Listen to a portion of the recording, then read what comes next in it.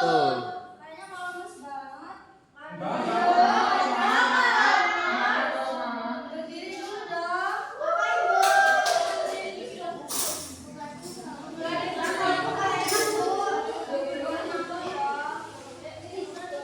Berdiri dong. Berdiri.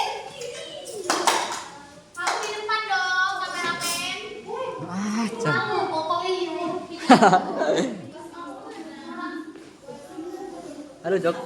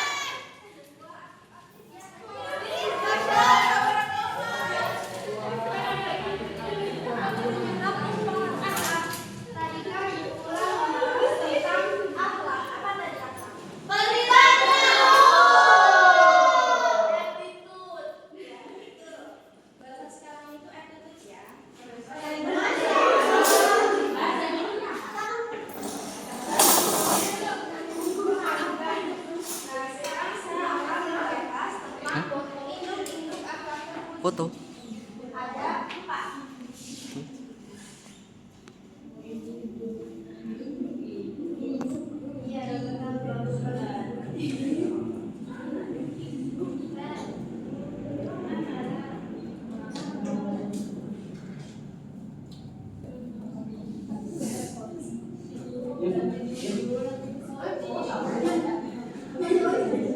Yang pertama apa? Udah baca materi belum tadi malam? Baca aku, baca materi. Ya Bu, baca semua dari Bu.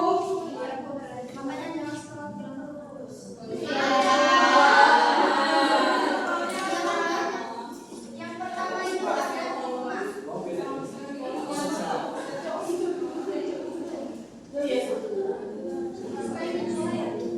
Paham sih.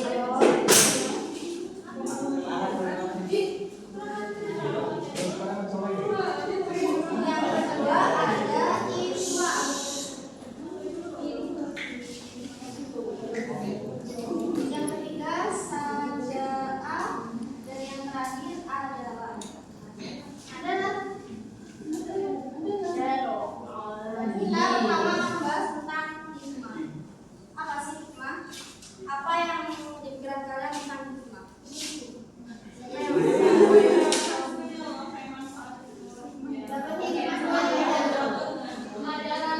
Tapi kalau dalam akhlak ini hikmah artinya adalah bijaksana.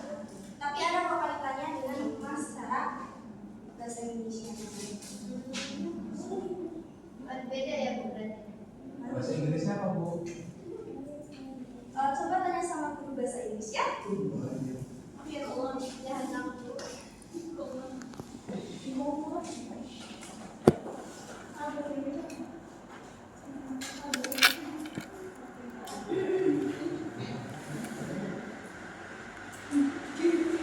Orang hikmah itu bisa meletakkan sesuatu pada tempatnya. Misal kalau kita berteman sama yang seperti kita berteman sama santri, pastinya kita akan membawa diri kita seperti seorang ustaz yang mempunyai akhlak tertinggi, ya kan? Ya. Itu personal kalau itu. Intinya hikmah itu kita bisa menempatkan diri kita sesuai dengan tempat-tempat yang tempat masing-masing. Kita sebagai umat muslim harus bisa memiliki akhlak hikmah. Karena apa? Karena kita bisa menyelesaikan suatu permasalahan, apalagi kan zaman sekarang ini permasalahan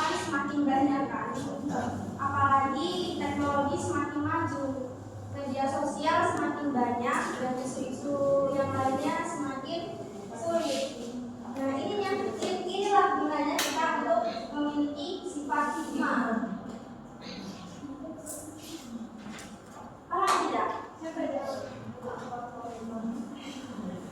Apakah paham? Insya Allah.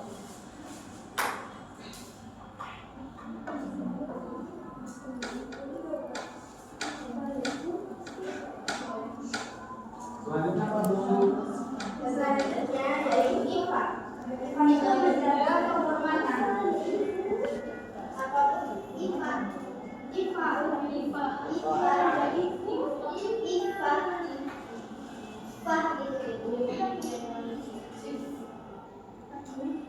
Woi, HP siapa, woi? Menjaga kehormatan dari apa sih? Dari fitnah, segala tuduhan. Yang memiliki sifat itu nggak baik yang memfitnah orang karena fitnah lebih kejam daripada pembunuhan.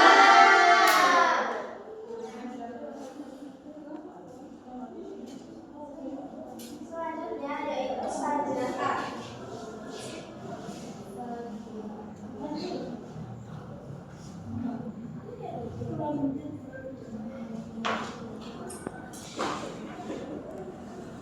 Sajdah ini adalah dari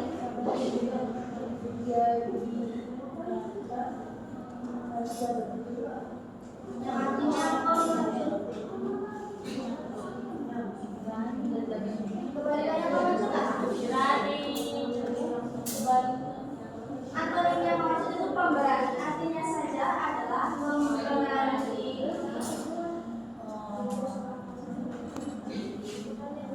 Berani dalam hal apa sih?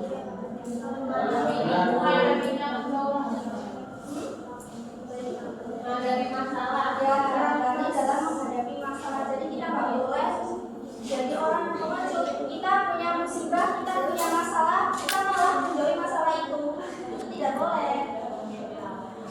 Misal kita punya masalah sama teman, kita harus selesai sama temannya karena kalau kita itu musuhan sama teman lebih dari 3 hari itu dosanya tidak akan dimaafkan.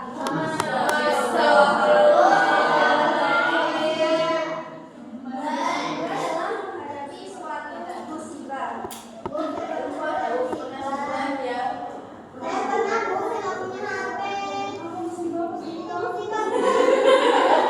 Itu suatu ujian. Kalau musibah itu contohnya kayak tsunami di Aceh tahun 2004. Mereka itu termasuk punya keberanian untuk membangun kota Aceh lagi. Sekarang kan kota Aceh sudah berkembang ya. Berarti warga Aceh itu punya sifat saja berani dalam menghadapi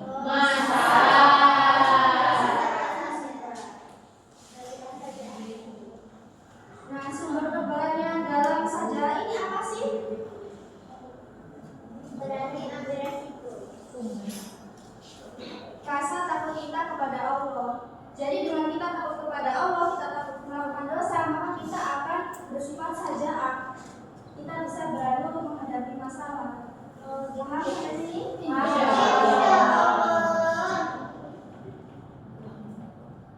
Dan yang kedua yaitu lebih mencintai akhirat daripada dunia. Di sini ada lebih mencintai akhirat. Mencintai akhirat. Apa yang harus simak tadi? Iya.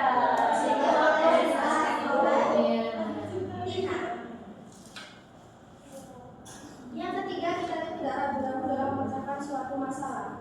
Jadi kalau kita bisa ada suatu masalah, terus kita pengen masalah itu jangan sekali-kali kalian merasa ragu.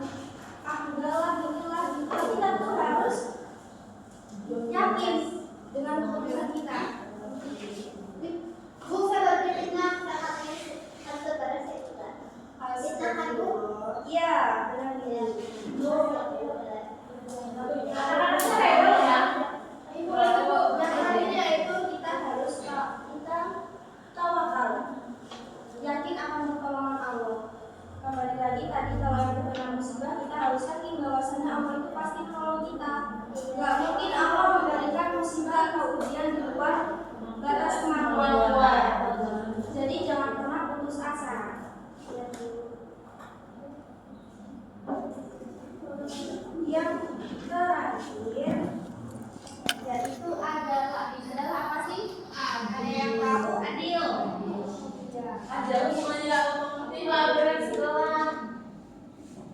Adil itu bukan berarti kamu kasih saya satu dan kamu lagi satu, tapi adil itu menurut porsinya masing-masing.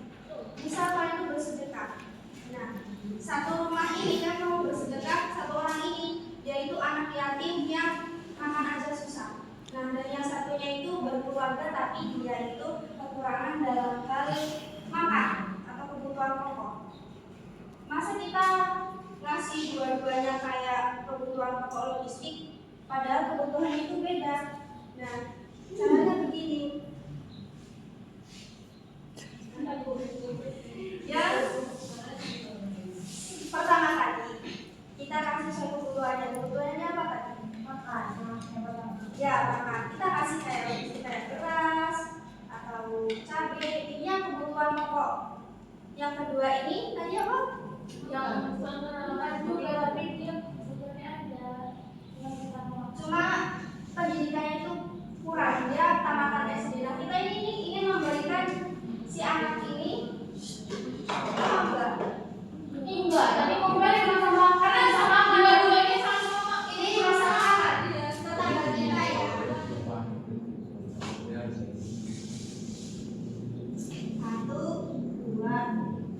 Yang pertama ini dia miskin banget lah, yatim.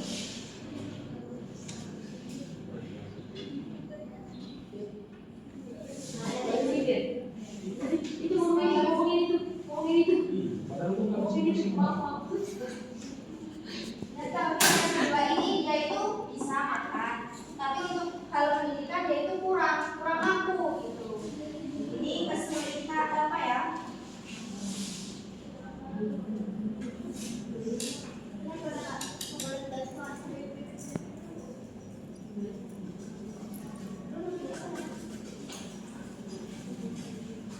Apakah adik kita harus ngasih si ini beras, si ini beras juga? Enggak. Pasti kan beda kan? Ya, berbeda. Caranya gimana supaya kita bersifat berperilaku adil ke tetangga kita ini?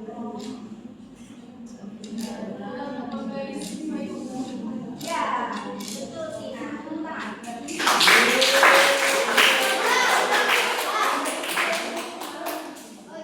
Memberikan sesuai dengan kemampuannya masing-masing. Jadi adil itu bukan berarti sama, tapi kita kasih sesuatu yang dia butuhkan sesuai porsinya masing-masing. Jadi seperti itu. Ada yang ditanyakan?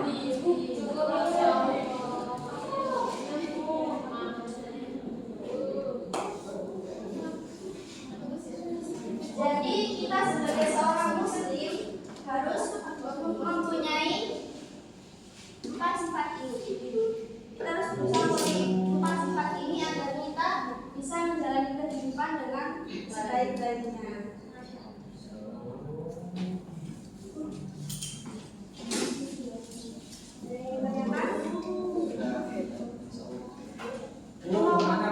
Ya, Pak. Yang tadi dibahas fitnah, dosa fitnah apa Bu? Hukuman yang pantas. Fitnah itu hukuman yang pantas. Potong idenya. Ya, tapi itu kan dalam Islam. Tapi kalau negara ini kan misal kayak korupsi gitu kan, itu tidak sesuai dengan undang-undangnya. Ya, kalau kita difitnah yang membalas dengan adil hanya Allah Subhanahu wa taala. Berarti nanti kita gagal boleh ngomongkan Bu. Gimana? Aku sering fitnah saya gitu ya. Boleh. Tapi yang ngomong itu kan tangan kita, mulut kita kan ditutup, tangan kita yang berbicara. Iya. Ya, jadi jangan berharap dunia ini tuh orang yang fitnah kita dapat balasan yang sama. Betul. Tapi kalau di akhirat itu adalah peradilan yang paling Adil. adilnya. Aku mau sering fitnah saya Bu. Aku tidak boleh memfitnah Joko ya. Baik Bu, maaf ya Surya. Sudah paham anak-anak? Sudah. Ibu akan mengevaluasi dikit aja.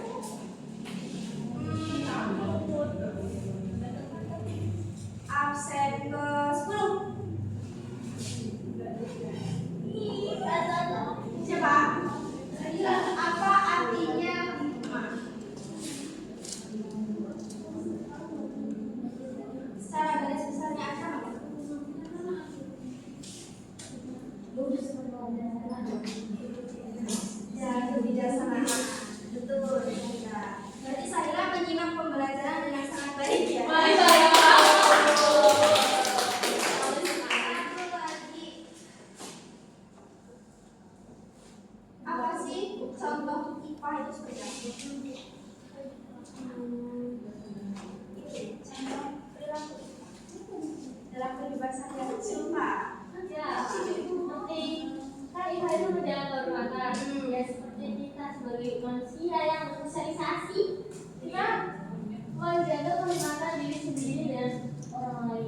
Betul, pinter Zulfa. Tepuk tangan.